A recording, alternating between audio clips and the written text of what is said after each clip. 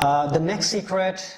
is about automating your web design business. So right from the customer inquiry, asking about what do you guys do, what do you charge to do a web design, to completing a web project, and then having a customer to bring more customers, everything should be automated. This is to make your life easier. So let's say you have a customer coming up asking for web design help, then you should have a process that your sales team will get back to that person within 24 hours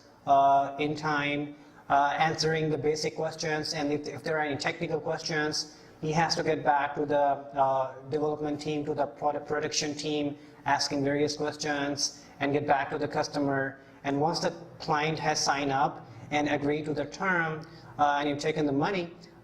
then you have a process. You should automate them to go to your project management tool that we discussed about.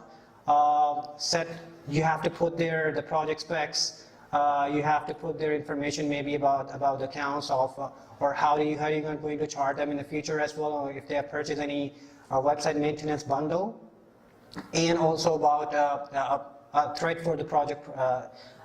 progress as well. Now, the project manager responsibility should be to assign the work to the new team members. From there, that should be automated. That should be the team members' responsibility to take the work from there and maybe start with the web design, and then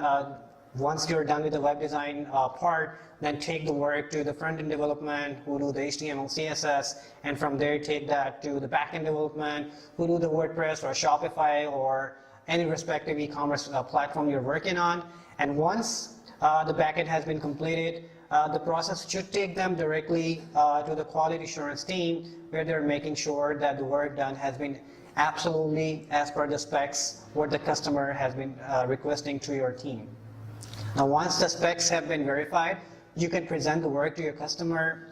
so they can do the user experience and get back to you with any iterations or any alterations to the work if needed. And once you complete that, deliver the project to the customer, and then you have to make sure from the sales point of view, from the sales automation point of view, that right from the first inquiry, you either put a system like a HubSpot to your website, where the inquiry has been taken to the HubSpot system, including the client information, or you manually put in information out there, so a customer has been entered into a tool like a HubSpot or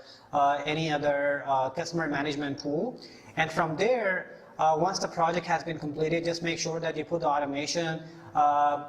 let's say after a few days for a customer feedback. Once the feedback has been completed, or once you have sent that email to the customer, then maybe after a couple of weeks or after a month, you send them a new offer, a new promo to the customer, promoting about your website item or educating them about something, so they're intact with your company, so they remember your company, and if they're impressed with your initial work, they can bring you more customers as well.